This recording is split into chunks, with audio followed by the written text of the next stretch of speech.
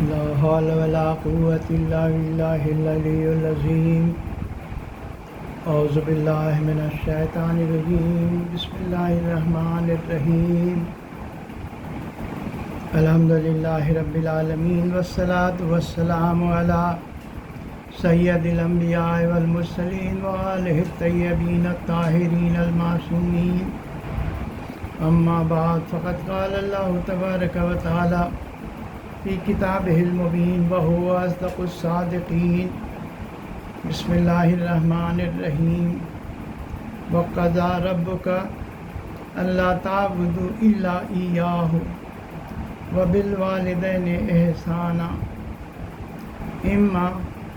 يبلغن عند الكبر إحداهما أو كلاهما فلا تقل لهما أف ولا تنهرهما وقل لهما قولا كريما وأخفض لهما جناح الذل والرحمة وقل رب ارحمهما كما ربياني صغيرا اللهم صل على محمد وآل محمد ارباب ادا میں نے جس آیہ کریمہ کی تلاوت کا شرف حاصل کیا ہے، اللہ رب العزت فرماتا ہے کہ وَقَضَىٰ رَبُّكَ أَلَّا تَعْبُدُوا إِلَّا إِيَّاهُ، یہ تمہارے رب کا فیصلہ ہے کہ عبادت سوائے اس کے اور کسی کی نہیں ہوگی۔ وَقَضَىٰ رَبُّكَ أَلَّا تَعْبُدُوا إِلَّا إِيَّاهُ، عبادت سوائے اللہ کے اور کسی کی نہیں ہوگی۔ اسی کا دوسرا چیز ہے کہ اور والدین کے ساتھ حسن سلوک کیا جائے گا۔ اگر اس میں کوئی ایک یا دو یا دونوں تمہاری زندگی میں کبر سنی کو پہنچ جائیں، بوڑھے ہو جائیں، تو ان کے ساتھ جو تمہارا سلوک ہونا چاہیے کہ تمہارے زبان سے اف تک نہ نکلے، اور ان سے ہمیشہ اچھی طرح قول کریم اچھی طرح بات کیا کرو۔ فلا تنہرہما، اور کبھی ان کو جھڑکنا نہیں۔ وَأَخْفِضْ جَنَاحَ الذُّلِّ، اور اپنے شانوں کو جھکائے رہنا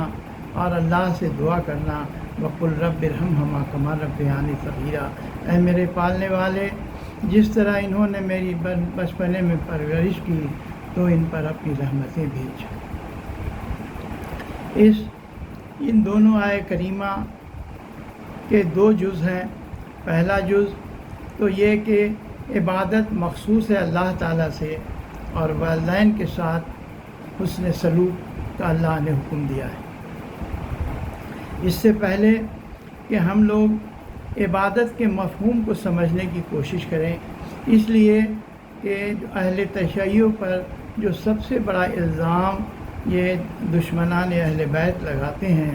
وہ یہی لگاتے ہیں کہ جتنے بھی ہمارے وہ عزاداری کے آثار ہیں، جو ہم عزاداری میں جو چیزیں نکالتے ہیں، وہ ان کو شرک سے تعبیر کرتے ہیں۔ تو اب ہم یہ دیکھیں گے کہ عبادت کیا ہے اور شرک کیا ہے۔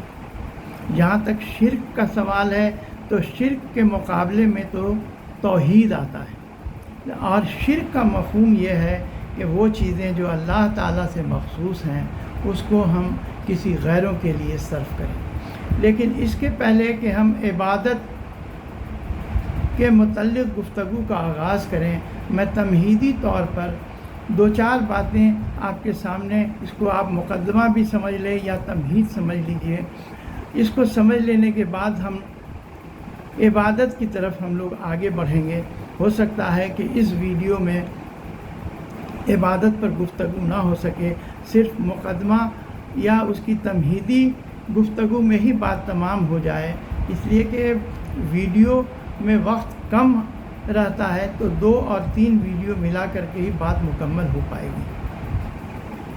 جیسا کہ آپ نے دیکھا کہ میں نے جو اپنی بات کا آغاز کیا تو پہلے میں نے اللہ تعالیٰ سے شیطان کے شر سے پناہ مانگی۔ میں نے کہا کہ اعوذ باللہ من الشیطان الرجیم، اللہ سے میں نے شیطان کے شر سے پہلے پناہ مانگی۔ اس لیے پناہ مانگی کہ خود قرآن کریم میں سورہ مومنین کی آیتوں میں 97 اور 98 آیتوں میں اللہ تعالیٰ فرماتا ہے کہ بسم اللہ الرحمن الرحیم قل رب اعوذ بک من ہمزات الشیاطین و اعوذ بک رب ان یحضرون۔ اے رسول، آپ پہلے شیطان کے شر سے پناہ مانگ لیا کیجیے اور یہ پناہ مانگ لیجیے کہ وہ آپ کے پاس بھی کہیں آئے۔ قل رب اعوذ بک من ہمزات الشیطان و اعوذ بک رب ان یحضرون۔ اللہ تعالیٰ نے قرآن میں فرمایا ہے، یہ اعوذ بک کی مقدس لفظ، اس کا مفہوم یہ ہے کہ ہم اللہ تعالیٰ سے شیطانی شر کی پناہ مانگ رہے ہیں۔ اس کو علمی زبان میں استعاذہ بھی کہتے ہیں یا تعوذ کرنا، اور اسی سلسلے کی قرآن کریم میں جو آخری 2 صورتیں ہیں، جو جسے سورہ فلق اور سورہ ناس، جسے اسی مناسبت سے سورہ معوذتین بھی کہا جاتا ہے، جس میں اللہ تعالیٰ سے شیطان کے وسوسوں سے پناہ مانگی گئی۔ اب سوال یہ اٹھتا ہے کہ پناہ مانگتے، جب ہم نے پناہ مانگ کے شروع کیا یا کوئی مباح کام بھی ہم کرتے ہیں تو اللہ کا حکم ہے کہ تم پہلے پناہ مانگ لیا کرو۔ کھانا کھانے کے پہلے اور لباس تبدیل کرنے کے پہلے تم گھر سے نکل رہے ہو، ہر قدم پر تم پہلے شیطان کے شر سے پناہ مانگ لیا کرو۔ اب سوال یہ اٹھتا ہے کہ جب ہم پناہ مانگتے ہیں، یا ابھی جب میں نے اپنی گفتگو کا آغاز کیا تو میں نے پناہ سے ہی شروع کیا ہے کہ یا اللہ ہم کو شیطانی شر سے پناہ دے دے تاکہ میں اپنے گفتگو کو اپنے انجام تک پہنچا سکوں، اور گفتگو ہماری وہ تیرے خیر خواہی کے مناسبت سے ہو، تیری خواہش کے مطابق ہو، تیری اطاعت میں ہو۔ اس لیے میں نے سب سے پہلے استعاذہ کیا ہے۔ تو استعاذہ کا مفہوم کیا ہے؟ استعاذہ کا مفہوم کہ اللہ تعالیٰ سے ہم شیطان کے شر کے پناہ مانگتے ہیں۔ اس سلسلے میں میں ایک واقعہ آپ کے خدمت میں پیش کرنا چاہتا ہوں، جو کہ آیت اللہ دست غیب شیرازی صاحب نے اپنی کتاب استعاذہ میں اس کو لکھا ہے، منتخب التواریخ سے لکھا ہے کہ ان کے استاد سید علی حائری نے یہ واقعہ بیان کیا تھا کہ اصفہان کے ایک گاؤں میں ایک شخص حالت احتضار میں تھا۔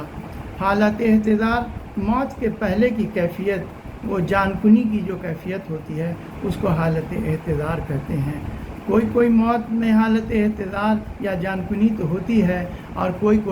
موت جان کنی کے بغیر بھی ہو جاتی ہے۔ تو جب یہ جان کنی کا یا احتضار کی جو حالت رہتی ہے، یہ ایک انسان پر بڑا سخت وقت رہتا ہے، اس لیے کہ شیطان کی پوری کوشش ہوتی ہے کہ اس وقت انسان کو اس کے ایمان سے ہٹا دے، اور وہ طرح طرح کے وسوسے انسانوں کے دل میں ڈالتا رہتا ہے۔ اس لیے یہ جان کنی کا وقت بہت ہی سخت وقت ہے ایک انسان کے لیے۔ تو انہوں نے جو یہ واقعہ بیان کیا وہ اصفہان کے ایک گاؤں کا تھا کہ ایک شخص جان کنی کے عالم میں تھا۔ تو گاؤں کے عالم زاہد کو بلایا گیا کہ آپ مہربانی کر کے آئیے اور تلقین پڑھیے اس کے لیے۔ دیکھیے، جو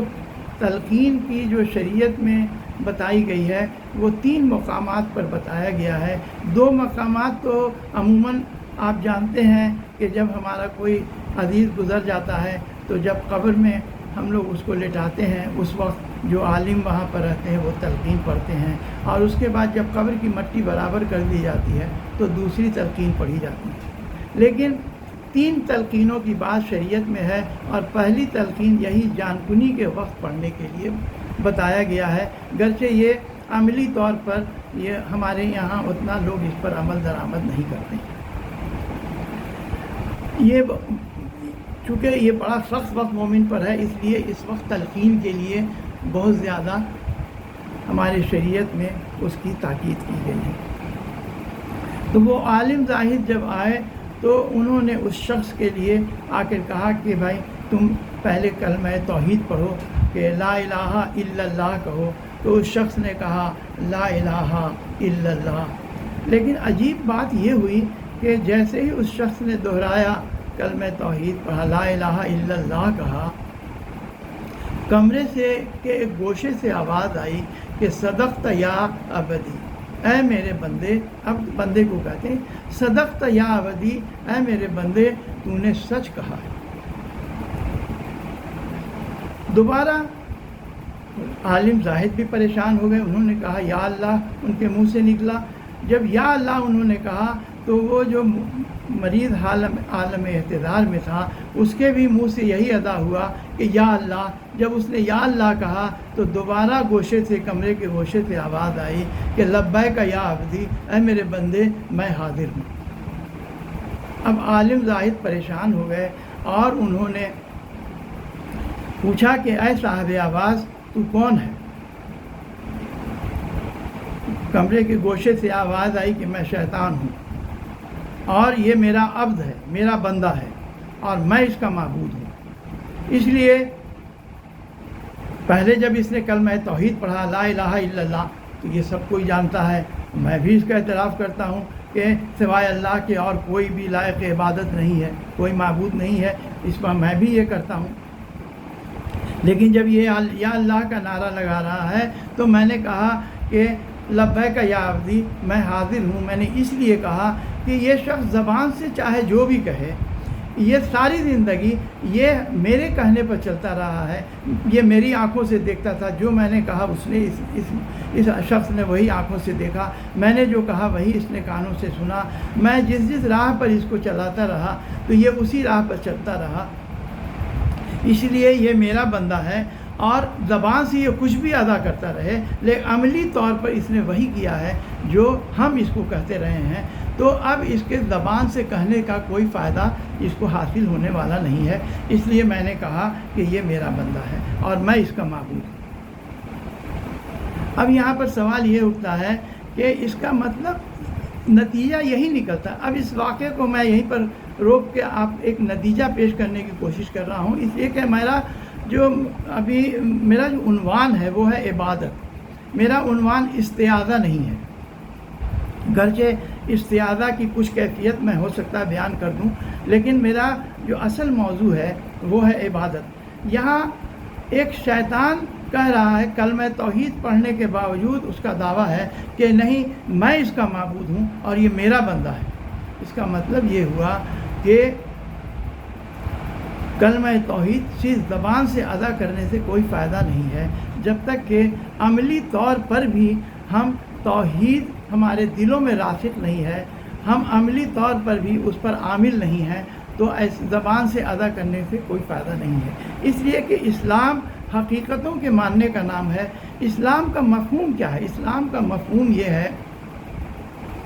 کہ اللہ کی ہمیں معرفت ہو اور ہم اللہ کے سامنے تسلیم ہو جائیں پوری طرح۔ اسلام کا معنی یہی ہے کہ سر نہادن باطاعت، یعنی کہ اطاعت میں سر کو جھکا دینا، اور سپردن یعنی کہ پوری طرح اللہ کے احکام کے سامنے تسلیم ہو جانا۔ اللہ نے جو ہمارے لیے ضابطۂ حیات مقرر کیا ہے، جو ہمارے لیے شریعت کے قانون کو مقرر کیا ہے، ہم ان شریعت کے قانون پر عمل کریں تو ہی ہم حقیقی معنوں میں ہم عملی توحید کے کرنے کے پر عامل کہے جا سکتے ہیں، ورنہ زبان سے الفاظ کے ادا کرنے کا جبکہ ایمان ہمارے دل اور دماغ میں راسخ نہیں ہے کوئی فائدہ نہیں ہوگا۔ یہی دیکھنا ہوگا کہ ہم عملی طور پر ہم کیا کر رہے ہیں۔ اس کے لیے جب ہم عبادت پر ہم آگے جب ہم اس کی پوری بیان کریں گے تو قرآن میں عبادت کے اور مترادفات کیا کیا بیان کیے گئے ہیں، کن کن سچویشن کو، کن کن کیفیتوں کو شرک سے تعبیر کیا گیا ہے، ان سب باتوں کی ہم آہستہ آہستہ وضاحت کریں گے، لیکن اس میں تھوڑا وقت کی ضرورت ہوگی۔ تو اس ویڈیو سے صرف یہی پتہ چلا کہ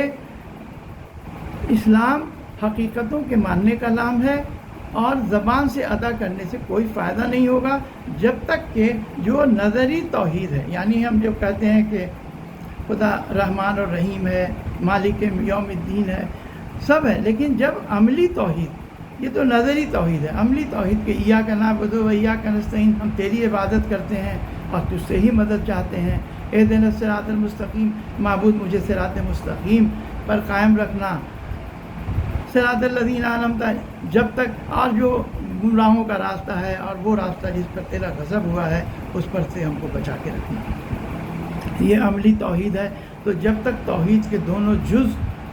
کو ہم اپنے دل و دماغ میں پوری طرح راسخ نہیں کر لیں گے، زبان سے کسی کلمے کے ادا کرنے سے کوئی فائدہ ہونے کو نہیں ہے۔ اب یہاں پر ایک بات اور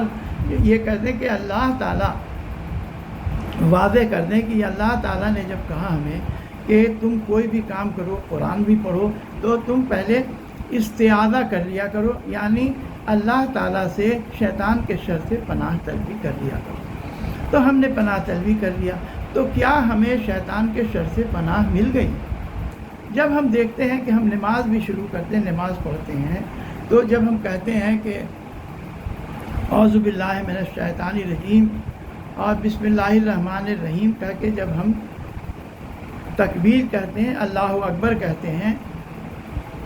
اور نماز شروع کرتے ہیں، تو عملی طور پر ہم یہ دیکھتے ہیں کہ ہم نماز میں حاضر تو ہیں، لیکن نفس ہمارا وہ نماز کے مسلح سے غائب ہو جاتا ہے۔ اب کوئی آدمی اگر کوئی تجارت کرتا ہے، دکان کرتا ہے، تو معلوم ہوا کہ اس کے خیالات میں وہ اب دکان پر پہنچ گیا ہے اور گھوم رہا ہے، طرح طرح کے خیالات اس کے ذہن میں آ رہے ہیں اور سب کر رہا ہے، اور ہم جسمانی طور پر ہم مصلی پر اللہ اکبر اور سارے اذکار بھی ادا کر رہے ہیں، ساری قرأتیں بھی پڑھ رہے ہیں، ہم رکوع بھی کر رہے ہیں، سجود بھی کر رہے ہیں، لیکن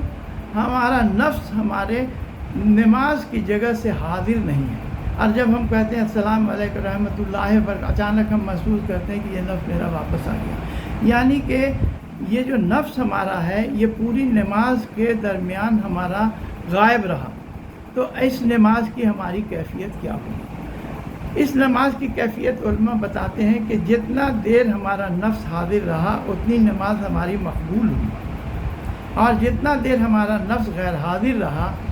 وہ نماز ہماری مقبول نہیں ہوئی۔ لیکن چونکہ اللہ کے حکم سے ہم مصلی پر آئے اور ہم نے وہ سارے اذکار جو ہمارے لیے مقرر ہیں اس کو ادا کر دیا، تو یہ تو نہیں کہا جائے گا کہ تم نے نماز نہیں پڑھی، لیکن یہ مقبول نماز نہیں کہی جائے گی۔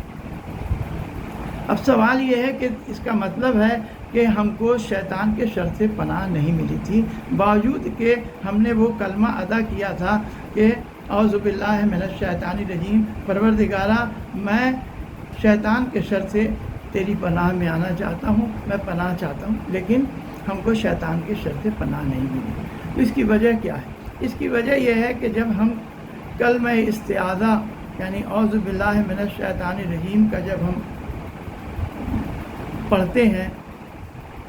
تو اس وقت میری تین کیفیت ہوتی ہے۔ ایک کیفیت تو یہ ہے کہ ہم معنی اور مفہوم ہی نہیں جانتے ہیں کہ ہم ادا کر کیا رہے ہیں، اس کا معنی کیا ہے، ہم کہہ کیا رہے ہیں۔ تو جب ہم اللہ کے حضور میں ہم کوئی درخواست پیش کر رہے ہیں اور ہم جانتے ہی نہیں ہیں کہ ہم درخواست پیش کر کیا رہے ہیں، تو اس درخواست کا کیا رد عمل ہونا چاہیے، جب ہمیں خود معلوم ہی نہیں ہے کہ ہم کیا پیش کر رہے ہیں۔ یعنی یہ جو ہم زبان سے کلمہ ادا کر رہے ہیں، خود ہم اس کلمے کا معنی اور مفہوم سے آگاہ نہیں۔ تو جب ہم معنی اور مفہوم سے آگاہ ہی نہیں ہیں کہ ہم پناہ طلبی کر رہے ہیں، جب یہ درخواست ہی جب ہماری پیش بارگاہ الہی میں نہیں ہو رہی ہے، تو ہمیں وہاں سے پناہ طلبی ملے گی کیسے؟ دوسری کیفیت یہ ہے کہ نہیں، ہم نے جو پناہ طلبی کے لیے اپنی درخواست پیش کی ہے، ہم اس کے معنی اور مفہوم سے آگاہ تو ہیں، معنی اور مفہوم سے ہم آگاہ تو ہیں، جان رہے ہیں، لیکن اس کے لیے جو ہمارے دل و دماغ میں کیفیت ہونی چاہیے، کسی بھی چیز کو پیش کرنے کے لیے جو کیفیت ہونی چاہیے، ہم معنی بھی جان رہے ہیں کہ ہم اللہ کے درگاہ میں یہ کہہ رہے ہیں کہ خدا بندہ مجھے شیطان کے شر سے پناہ دے دے، لیکن جو کیفیت ہونی چاہیے وہ کیفیت ہمارے اندر نہیں ہے۔ کیفیت کیا ہے؟ علماء نے بیان کیا ہے اور قرآن کریم کی روشنی میں ہم دیکھتے ہیں تو ہم دیکھتے ہیں کہ جب ہم استعاذہ کرتے ہیں تو استعاذہ کے 4 رکن ہمارے اندر موجود ہونے چاہیے، 5 رکن موجود رہے۔ پہلا رکن کیا ہے کہ ہم میں تقوی ہونا چاہیے۔ دوسری کیا ہے؟ تذکر، یعنی ہم ذکر الہی میں کرتے رہیں۔ تیسری کیا ہے کہ توکل ہونا چاہیے، اور چوتھی کیا ہے کہ اخلاص ہونا چاہیے۔ 5واں ہے تضرع و زاری۔ اب آپ یہ کہیں گے کہ یہ آپ اس کی دلیل کیا ہے؟ تو قرآن کریم میں اللہ تعالیٰ فرماتا ہے کہ ان الذین اتقوا، جو لوگ تقوی الہی اختیار کرتے ہیں، فَإِذَا مَسَّهُمْ طَائِفٌ مِّنَ الشَّيْطَانِ، اور ان کو اگر شیطانی خیال مس بھی کر جاتا ہے، وَإِذَا مَسَّهُمْ طَائِفٌ مِّنَ الشَّيْطَانِ فَتَذَكَّرُوا، تو یہ ذکر الہی میں مشغول ہو جاتے ہیں۔ فَإِذَا هُمْ مُبْصِرُونَ، اور اچانک ان کو بصیرت عطا ہو جاتی ہے اور ان کو سب کچھ صاف صاف دکھنے لگتا ہے۔ یہ حق اور باطل کی تمیز وہ ان کے ذہن میں آ جاتی ہے، ان کو ایک طرح کا الہامی کیفیت میں پہنچ جاتے ہیں۔ ان الذین اتقوا اذا مسهم طائف من الشیطان فتذکروا، یعنی شیطانی خیال ان کو چھو بھی جاتا ہے، فتذکروا، یہ تذکرہ الہی میں مشغول ہو جاتے ہیں، فاذا هم مبصرون، اور ان کو بصیرتیں عطا ہو جاتی ہیں۔ دوسرا، خود قرآن کریم کی دوسری آیت ہے کہ خود شیطان کہتا ہے کہ قالا وبعزتک، اللہ تعالیٰ سے جب یہ راندہ درگاہ الہی ہوا تو یہ کہتا ہے کہ قالا فبعزتک، اے اللہ تیرے عزت کی قسم، لا اغوینہم اجمعین، اس سب لوگوں کو میں بہکاؤں گا، الا عبادک المخلصین، لیکن جو تیرے مخلص بندے ہیں ان پر میرا بس نہیں چلے گا۔ تو یہ 4-5 کیفیتیں ہیں جو اب ان 4-5 کیفیتوں کو بھی میں تفصیل سے کل بیان کروں گا، اس لیے کہ میرا استعاذہ گرچہ موضوع نہیں ہے، لیکن صرف تمہیدی طور پر ہم نے یہ بتایا کہ چونکہ ہم کوئی بھی کام جو شروع کرتے ہیں تو استعاذہ سے، یعنی اعوذ باللہ من الشیطان الرجیم کے مقدس کلمے سے شروع کرتے ہیں کہ اللہ سے پناہ مانگ کر شروع کرتے ہیں، تو پہلے ہم اپنے اندر کیفیت پیدا کر لیں، اس کے معنی اور مفہوم کو سمجھ لیں۔ یہ ساری چیزیں جب ہم نے آپ کے سامنے رکھ دیں تو اب چونکہ یہ ایام عزا، یہ دن وہ ہیں جب ہم امام حسین علیہ السلام کی عزاداریاں کرتے ہیں، اور عاشورہ ہو چکی اور قافلہ اہل حرم ابھی کوفہ سے شام کے راستے میں ہے۔ تو یہاں پر بھی آپ دیکھیے کہ یہ 2 گروہ تھا عاشورہ میں بھی، جو کربلا میں ایک دوسرے کے مقابل تھا، لیکن دونوں کلمہ توحید اپنے زبان سے ادا کر رہے تھے۔ لیکن اب آپ خود ہی فیصلہ کر لیں کہ کلمہ توحید عملی طور پر کون اس پر عامل تھا، اور صرف زبان سے کلمہ توحید کون ادا کر رہا تھا۔ تو اگر جو صرف زبان سے اس پر توحید ادا کر رہا تھا اور عملی طور پر اس پر عامل نہیں تھا، تو شیطان کے کہنے کے مطابق ہی وہ بندے جو ہے وہ شیطان کے بندے ہونے چاہیے اور وہ رحمان کے بندے نہیں ہو سکتے۔ یہ بالکل ہی یہ اس واقعے سے، اور یہ عقل کا تقاضا بھی یہی ہے کہ یہ جو دوسری جماعت ہے وہ زبان سے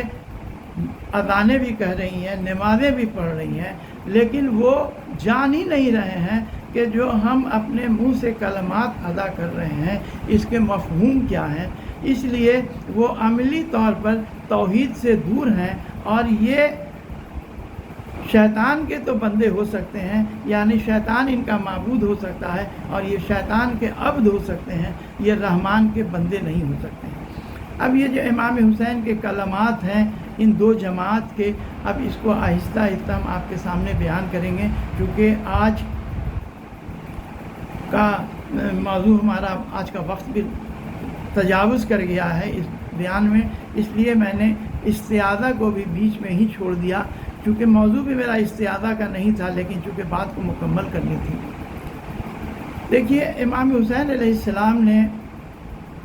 جناب مسلم ابن عقیل کو جب کوفہ بھیجا ہے، اور اس کے بعد مکہ سے جب چلے ہیں تو اپنے دو اور قاصد، ایک قیس بن مسہر سیدادی اور ایک عبداللہ ابن یقطر کو بھی کوفہ روانہ کیا ہے تاکہ وہاں کے لوگوں سے مدد مانگی جائے۔ ساتھ ساتھ انہوں نے بصرہ میں بھی اپنے ایک قاصد کو روانہ کیا ہے۔ یہ بصرہ اور کوفہ یہ دو ایسے شہر تھے عراق کے جو شام کی سلطنت سے دور تھے۔ اس کی کئی وجوہات ہیں، انشاءاللہ اگلے ویڈیو میں ہم پیش کریں گے۔ صرف ایک واقعہ آپ کے سامنے بیان کر دینا چاہتا ہوں تاکہ میرا اس مجلس کا حق بھی، ویڈیو کا حق ادا ہو جائے، کہ وہاں بصرہ کے لیے امام حسین علیہ السلام نے اپنے جس قاصد کو بھیجا تھا ان کا نام تھا سلیمان بن رزین۔ سلیمان بن رزین ان کی مادر گرامی تھی، کبشہ نام تھا، جن کو امام حسین علیہ السلام نے 1000 دینار میں خرید کر کے ام اسحاق جو کہ ان کی زوجہ تھیں، ام اسحاق سے متعلق بھی کچھ باتیں ہم آپ کو اگلے ویڈیوز میں پیش کریں گے۔ تو ان کو انہوں نے ان کی خدمت پر مامور کر دیا تھا، اور یہ جو جناب کبشہ کی شادی جناب رزین سے ہوئی اور جناب سلیمان پیدا ہوئے۔ یہ سلیمان امام حسین کے سایہ عاطفت میں پروان چڑھے اور امام کے بہت بڑے یہ تھے، جو زیارت ناہیہ میں ان پر امام نے اعلان کیا۔ یہ جب وہاں امام کا پیغام لے کر گئے تو پیغام بھی بیان کرنے کا بھی وقت نہیں ہے کہ میرا وقت تجاوز کر گیا۔ تو جب یہ وہاں گئے ہیں اور انہوں نے لوگوں کو دیا ہے تو دو شخص، ایک تو یزید بن مسعود، اور یزید بن مسعود نے اس خط کو لوگوں کو دعوت دی اور بلایا ان لوگوں کو، اور امام حسین علیہ السلام کو اس کا جواب بھی دیا کہ ہم لوگ قبیلہ بنی تمیم، بنی حنظلہ، بنو عامر کے لوگ آپ کی نیابت میں ہم لوگ آنا چاہتے ہیں، ہم لوگ آپ کی نصرت کے لیے آنا چاہتے ہیں۔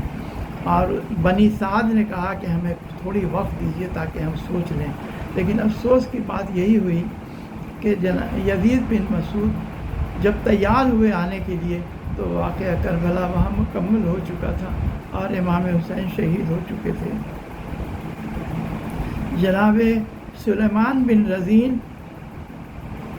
جب یہ خط لے کر گئے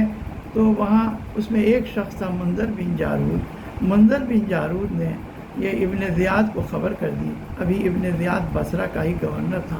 اور اس نے جناب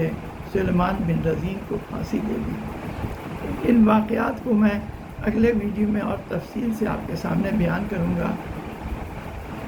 ابھی اس کا کیسے کیسے لوگوں نے امام کی خدمت میں، امام کی نصرت میں جان دی ہے۔ یہ کربلا کے شہید تو نہیں، لیکن یہ کہہ سکتے ہیں کہ مقدمات کربلا جو ہے جب شروع ہوا تو اس کے یہ پہلے شہید میں سے سلیمان بن رزین کہے جاتے ہیں۔ وَسَيَعْلَمُ الَّذِينَ ظَلَمُوا أَيَّ مُنقَلَبٍ يَنقَلِبُونَ إِنَّا لِلَّهِ وَإِنَّا إِلَيْهِ رَاجِعُونَ۔ بسم اللہ۔